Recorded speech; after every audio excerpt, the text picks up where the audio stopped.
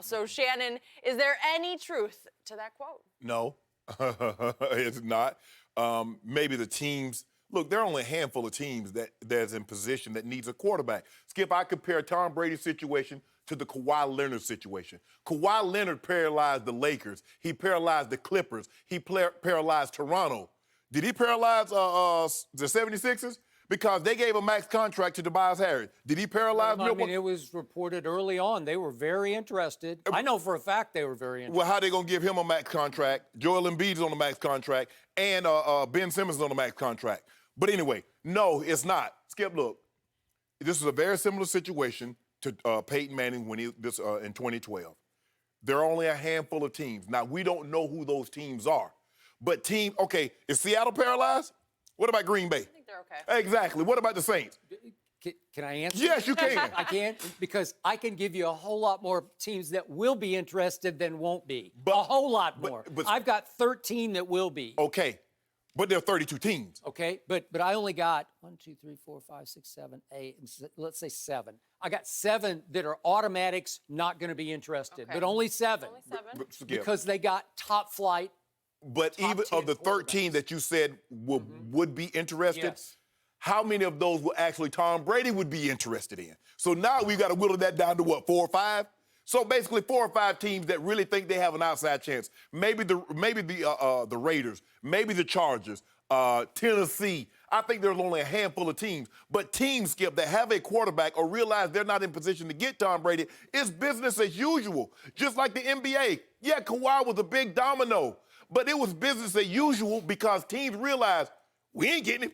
Why are we sitting around hoping and praying and clearing up cap space? He's not coming to us. He's not coming to the Knicks. He's not coming to the Nets. So it was business as usual. I get it, Skip. It is a big Tom Brady. We don't normally see guys like this become available. Not ever.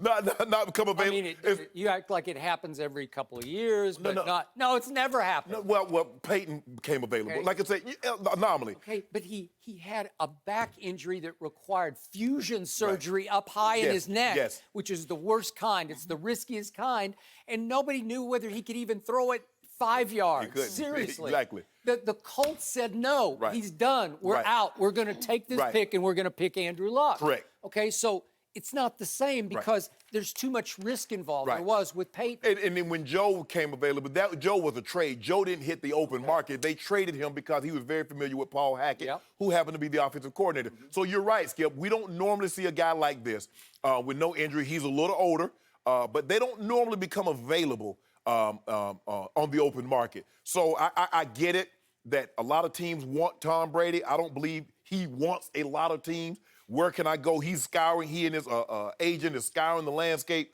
Okay. If I go, because he's going to have a lot of control, Skip. And that's the one thing, knowing, I'm very, very familiar with the Denver situation. Peyton Manning had a lot of control. And in this situation, wherever Tom Brady goes, he's going to have a lot of control. I would say. So this Antonio Brown thing is not out of the realm of possibility. Thank you. Except going back to New England. Okay. That's done. But other than that, and I don't know if I'm sure I read the quote, Jenny, it says, make sure you stay mentally and physically ready.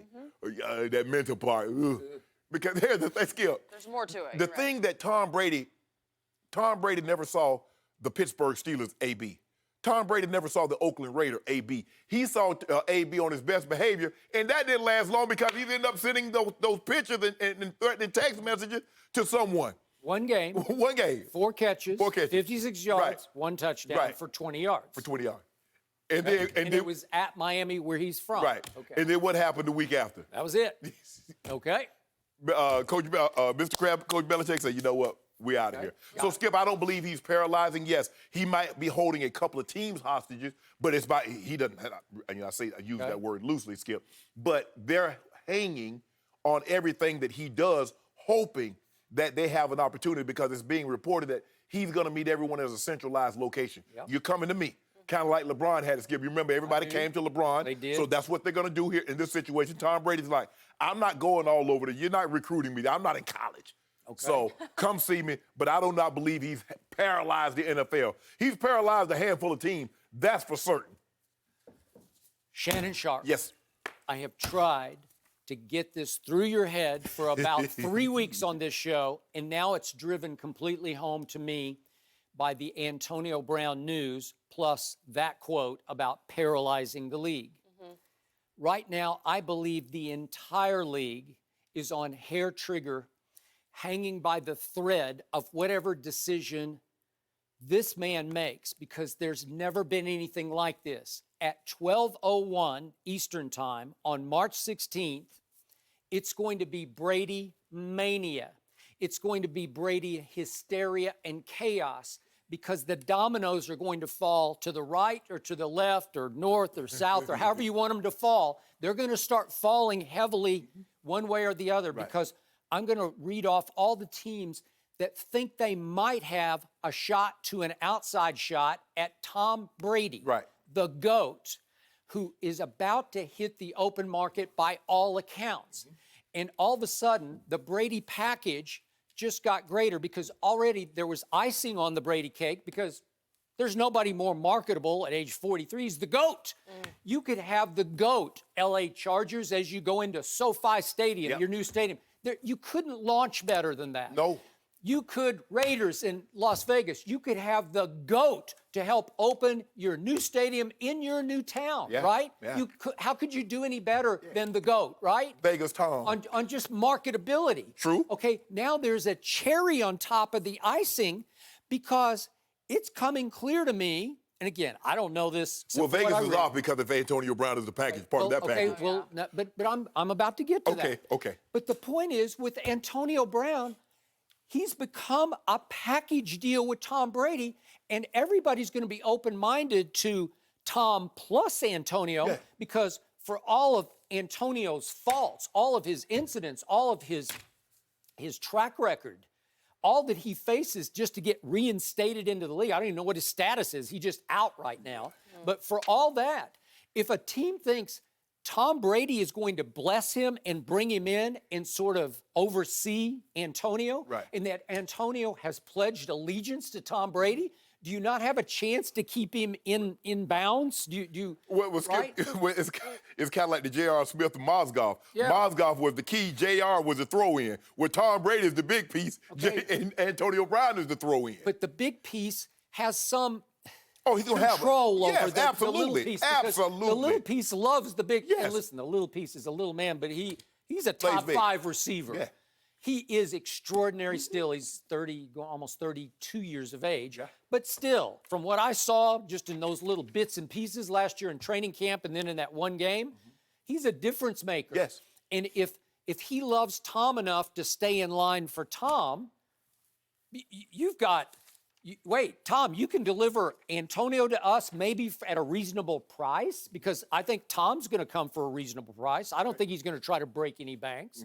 Okay. So now you say, well, what if Tom, do the hypothetical. You said, well, he's not going back to New England, but I'd suggest to you, if Tom said, hey, Mr. Kraft, I really want to finish my career in New England, but I want to finish with Antonio. Do you think he'd make amends? Do you think he'd mend the fence? I don't know. No, some things is okay, well, you could be right, but bridge too far. But I've seen things where you said, never say never. I don't know how they did this, but they kissed and made up. I don't know. Same thing with Oakland. You don't think if Tom said, you know what, Coach Gruden, I want to finish with you guys. You and Mike Mayock, I love you guys, but I need Antonio. You don't think they'd say, oh, forget it. Let's just bring him in. He called the general manager the C-word. I got it. I'm just saying, this is Tom Brady we're talking about. So all of a sudden, he hits the open market, and think about who might want him. We've talked about the Chargers. That'd be a given. Now, these are teams. Chargers don't have a quarterback that we know of. The Raiders do have a quarterback, but they're in the Derby because we think they would be all in on Tom Brady, even with Derek Carr, right? Well, it seemed like he made it clear at the Combine. Yeah, we like Derek Carr, but if we can upgrade, we will. We both like the idea of Tom Brady going to Nashville to play for the Titans, but they do have Ryan Tannehill, who was really good last year. But he's not under contract, so he's in the same boat as Tom. Hamstrung. Dominoes. Which way are they going to fall? Where could Ryan Tannehill end up, right? Then we talked about 49ers and Cowboys. They obviously have quarterbacks, but if if one team is not sure of theirs and the other isn't sure of the contract with theirs, I still think both are in play at some point over the next month. Then we go Bucks and Dolphins, the two Miami teams. They have both been widely speculated as they would love to have Tom Brady. Would he love them? Probably No. not. But would they love him? Yes, they would. Okay, we got Bears and Giants. We talked about both of them. Are they possibilities? The Bears just because they're a pretty good team on the verge, right? The Giants are just New York or bust. That's it. Right. And it's mostly bust because they're not good enough, right? Then we go Colts. You were bullish early on the Colts. They got Jacoby Brissett, who's pretty good. Yeah. He's pretty good. But so they quote unquote have a quarterback, but would they take Tom Brady like that tomorrow? Yes, they would. And then we start going down to longer shots, Rams. What if Tom called the Rams and said, I would love to be an LA Ram. I want to play for you guys because I love you, coach, and I love what you do offensively.